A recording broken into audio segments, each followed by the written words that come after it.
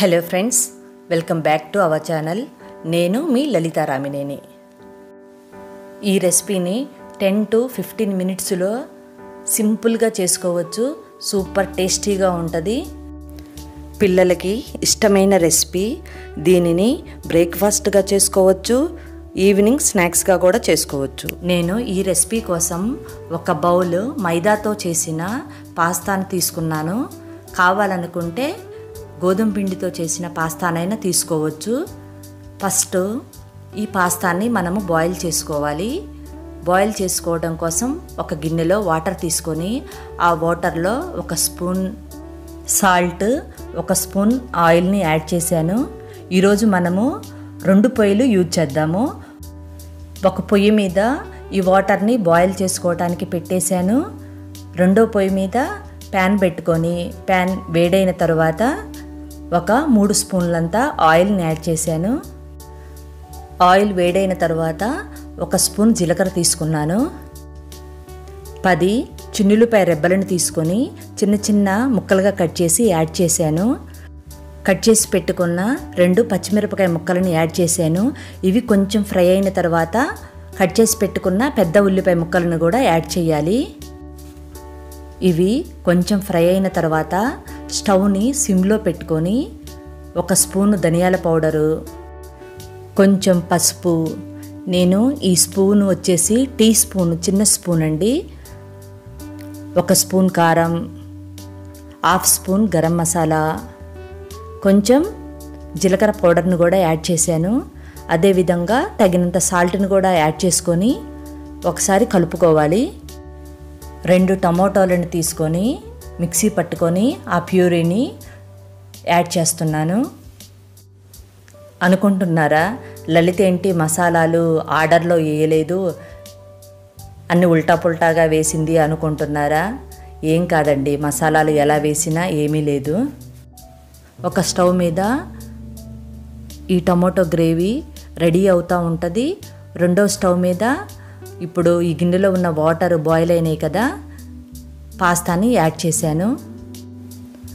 ఇలా చేస్తే ఒక బర్నర్ మీద పాస్తా ఉడుకుతూ ఉంటుంది, ఒక బర్నర్ మీద గ్రేవీ అవుతూ ఉంటుంది.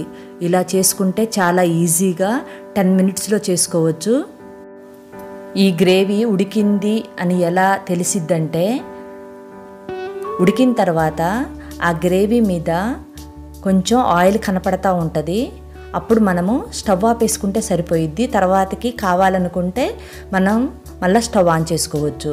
ఇప్పుడు పాస్తా ఉడికిందో లేదో చెక్ చేసుకుందాము. పాస్తాని ఇలా నొక్కి చూస్తే వెంటనే బ్రేక్ అవుతుంది, అంటే పాస్తా ఉడికింది అని అర్థము. వెంటనే స్టవ్ ఆపేసుకోవడమే.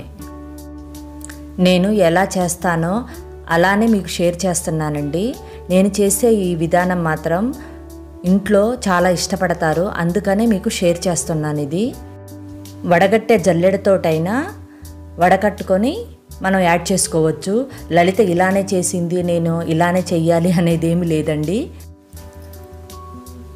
మసాలా, పాస్తా అంతా కలిసే విధంగా మంచి కలయి పెట్టుకోవాలి. ఈ పాస్తాలో గుర్తుపెట్టుకోవాల్సిన విషయం ఏమిటంటే, పాస్తా చేసినప్పుడు ఎక్కువగా టమోటాలు మాత్రం యూజ్ చేయొద్దు. దానివల్ల పాస్తా టేస్ట్ పోతుంది. పాస్తాను బట్టి ఎన్ని టమోటాలు కావాలి అంతే యూజ్ చేసుకోండి.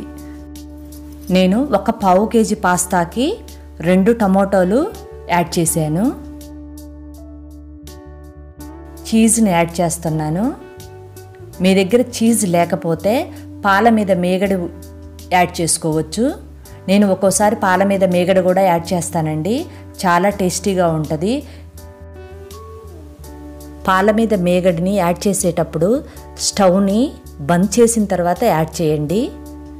కొంచెం జ్యూసీగా కావాలి అని అనుకుంటే 1 స్పూన్ పాలను కూడా యాడ్ చేయండి. కొంచెం కొత్తిమీర యాడ్ చేసి మొత్తం కలుపుకొని ఉప్పు సరిపోయిందా అనేది ఒకసారి టేస్ట్ చేసుకోవాలి. ఇప్పుడు 3-4 మినిట్స్ ఉడికించుకున్న తర్వాత మనము స్టవ్ ఆపేసుకోవడమే. నేను చేసిన ఈ రెసిపీ మీకు నచ్చినట్లయితే తప్పకుండా నా ఛానల్ని లైక్ చేయండి, షేర్ చేయండి, సబ్స్క్రైబ్ చేసుకోండి. మరి మీరు కూడా ఇంట్లో ఒకసారి చేసి చూడండి. మీకు ఎలా వచ్చింది అనేది కామెంట్ సెక్షన్లో కామెంట్ చేయండి.